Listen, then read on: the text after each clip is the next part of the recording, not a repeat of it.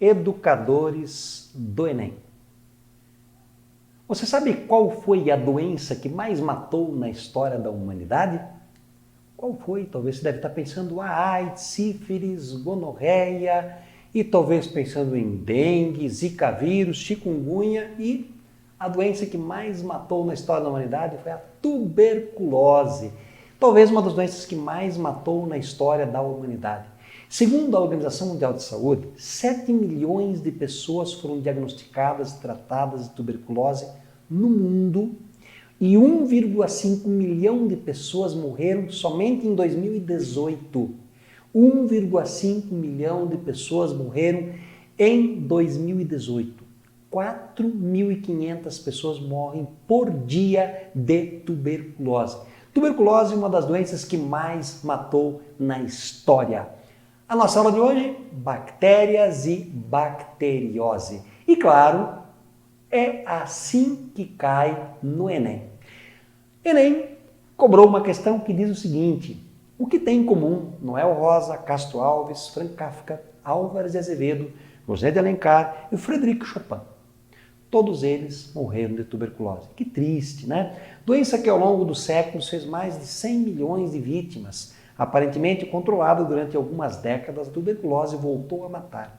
O principal obstáculo para o seu controle é o aumento do número de linhagens de bactérias resistentes aos antibióticos usados para combatê-las.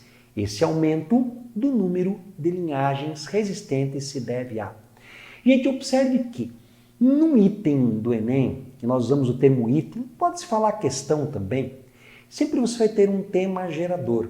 Esse tema gerador pode ser uma tabela, uma charge, uma tirinha ou um texto maravilhoso como esse. Olha só, você sabia que Noel Rosa, Castro Alves, Chopin, Franz Kafka morreram de tuberculose? Olha que coisa legal! E aí eles têm em comum exatamente isso, essa infelicidade de morrer por uma bactéria chamada Mycobacterium tuberculosis. Você sabia que o grande problema é exatamente a resistência que as bactérias têm em relação ao antibiótico? E aí a grande pergunta que vem para todo mundo praticamente, né?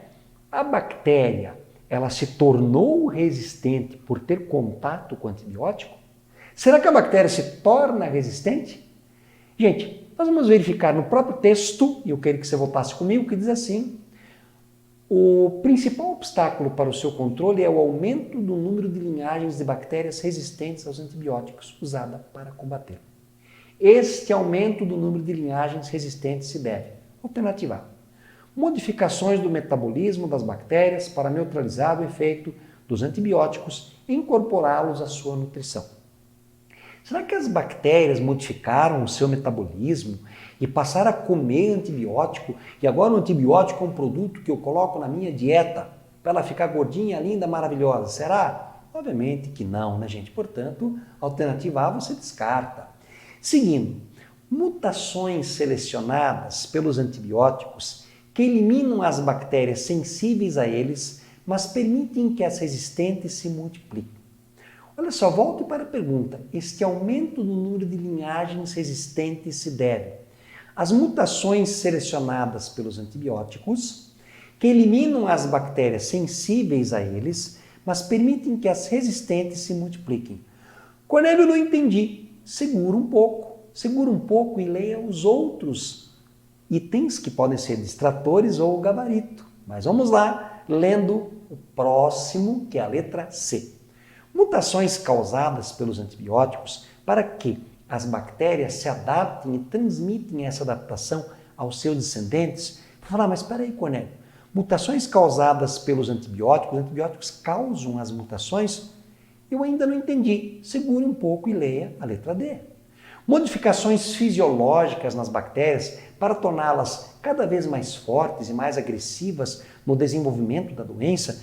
Uma bactéria, portanto, ela vai mudar a sua fisiologia porque o antibiótico está presente e, de repente, o mecanismo de absorção, o mecanismo de metabolização vai se alterar? Essa alternativa é ilógica, né? Essa você descarta. A letra E. Modificações na sensibilidade das bactérias ocorridas depois de passarem um longo tempo sem contato com o antibiótico. Será que há uma alteração na modificação da sensibilidade? Será que as bactérias, olha, por tanto terem contato com antibiótico, ó, já apanhei tanto mesmo, já tive tanto contato, agora estou calejada, está tudo resolvido, isso aí não faz mais efeito sobre mim. Isso não existe. Então, obviamente que a nossa alternativa, olha que legal, é a alternativa letra B. Mutações selecionadas pelos antibióticos, que eliminam as bactérias sensíveis a eles, mas permitem que as resistentes se multipliquem. Cornélio, não entendi. Vamos imaginar o seguinte. Vamos imaginar que nesse momento eu vou propor um critério de seleção. Vou falar o seguinte, ó, só vai sobreviver o aluno do Educadores do Enem que assistiu todas as aulas e fez todas as atividades. Agora eu te pergunto, se você fez todas as aulas e fez todas as atividades, você vai sobreviver, certo? Agora, se você não fez alguma atividade, você vai ser eliminado. Agora eu te pergunto, no momento que eu fiz essa proposta, você pôde mudar o seu passado? Você pôde alterar aquilo que você fez ou deixou de fazer? Não. Então guarde uma coisa aqui comigo, ó. Olha só, o antibiótico não torna uma bactéria resistente. O antibiótico seleciona aquelas que já eram resistentes. Por que elas eram resistentes? Talvez sofreram uma mutação, talvez uma recombinação, mas o antibiótico ele não torna ninguém melhor, ele seleciona quem já era melhor. E aí, por isso que você pode eliminar a letra C, porque a letra C diz assim, ó, mutações causadas pelos antibióticos, os antibióticos não causam mutações, ok? E vamos lá, continuando um pouquinho, porque o tema da nossa aula é o quê? Bactérias e bacterioses. E claro, tuberculose, a bacteriose que mais matou na história da humanidade. A tuberculose é causada por uma bactéria chamada Mycobacterium tuberculosis, ou conhecido por bacilo de Koch. O reservatório da tuberculose é o ser humano, ou seja, o ser humano tem a enfermidade. O foco da tuberculose, né, resistente a medicamentos, né, pode, além de afetar os pulmões, pode estar afetando outros órgãos, inclusive afetando órgãos que levam a pessoa, por exemplo, à esterilidade. Pode afetar as tubas uterinas e os ovários, pode afetar inclusive o sistema nervoso central e provocar a morte do indivíduo. Como que é feita a transmissão? A transmissão é por via aérea, contato com gotículas de saliva no ar ou em objetos contaminados. E uma coisa muito importante que eu quero que você destaque aí, porque o Brasil é referência no combate, no controle, na prevenção da tuberculose. São utilizados 4 fármacos para o tratamento. Tá? Esses 4 fármacos que estão descritos aí é rifampicina, isoniazida, pirazinamida e etanobutol. Esses 4 fármacos são fornecidos pelo SUS. E qual que é o grande problema que nós observamos? Muitas pessoas desistem do tratamento no meio. Um tratamento que dura meio ano até 2 anos ou mais. E se ela desiste de tomar antibiótico, o que ela vai fazer? Selecionar as bactérias. E aí, claro, as resistentes sobreviveram e vai ser muito difícil acabar com a enfermidade. Ok? E vamos lá, dando continuidade ainda sobre bactérias e bacterioses, né?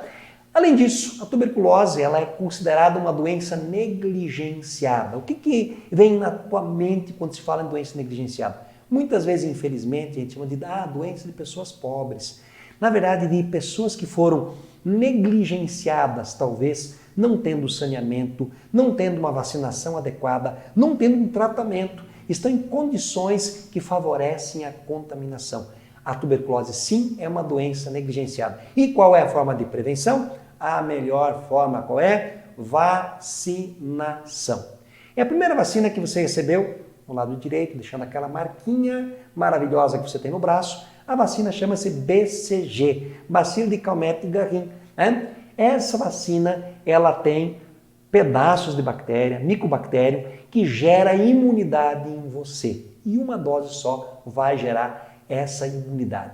Claro, nós tivemos vários problemas ao longo da humanidade. Por exemplo, no século XVII, a Europa teve uma mortandade gigantesca com pessoas infectadas. No século XIX, nos Estados Unidos, 10% das mortes ocorriam por tuberculose. Ok? Vamos lá. Olhando para uma bactéria. Bactéria é o quê? É um organismo unicelular. Guarde isso, unicelular. e essa célula é procariota ou procarionte.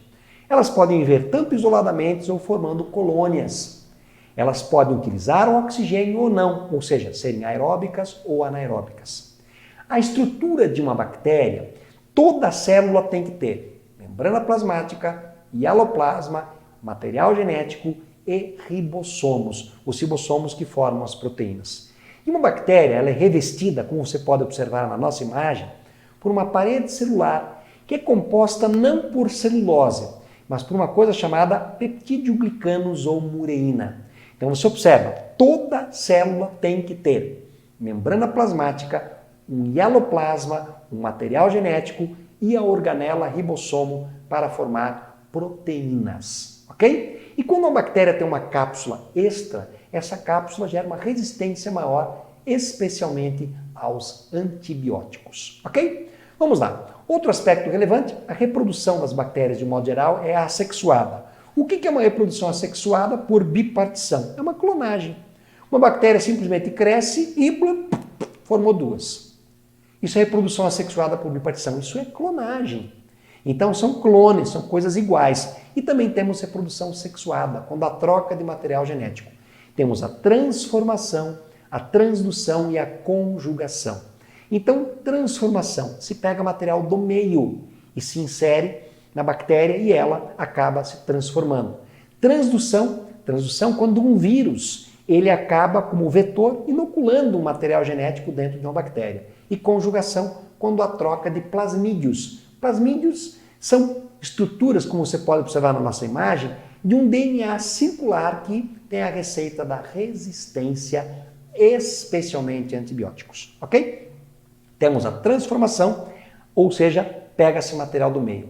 A conjugação, recebe-se o plasmídio, e a transdução, quando há um vetor chamado, geralmente, de vírus, que joga o material genético dentro da célula. Tá? Outra coisa importante, né? Bactérias têm algum interesse para nós? Tem alguma importância? Tem sim. Bactérias podem atuar no processo de fertilização do solo, no ciclo do nitrogênio. Elas podem fazer um mutualismo, uma relação, que é uma relação interespecífica obrigatória, no caso dos animais ruminantes, que dentro de um protozoário tem uma bactéria que pode estar fazendo o quê? Digerindo a celulose através da enzima celulase. Temos bactérias que fazem controle de pragas, como o caso dos bacilos thuringienses. Temos bactérias que usaram no tratamento do esgoto. Temos, por exemplo, na indústria, a produção do vinagre. Temos a produção, por exemplo, de muitos fermentados no nosso dia a dia. E, claro, na tecnologia, na biotecnologia, nós temos a técnica de bioengenharia, que é a produção da insulina humana através de uma técnica de transgenia, de biotecnologia, através da bactéria Escherichia coli, ok? E ainda temos no reino Monera, que fazem parte as bactérias e as cianobactérias ou algas azuis. Você observa esse lago belíssimo, cheio de fitoplâncton. Fitoplâncton é formado, entre outras coisas, por cianobactérias. São essas que produzem o quê? O oxigênio que nós respiramos. O oxigênio, portanto, a Amazônia não é o pulmão do mundo, não. São as algas do fitoplâncton. Tá? E esse fitoplâncton possui uma clorofila chamada clorofila A.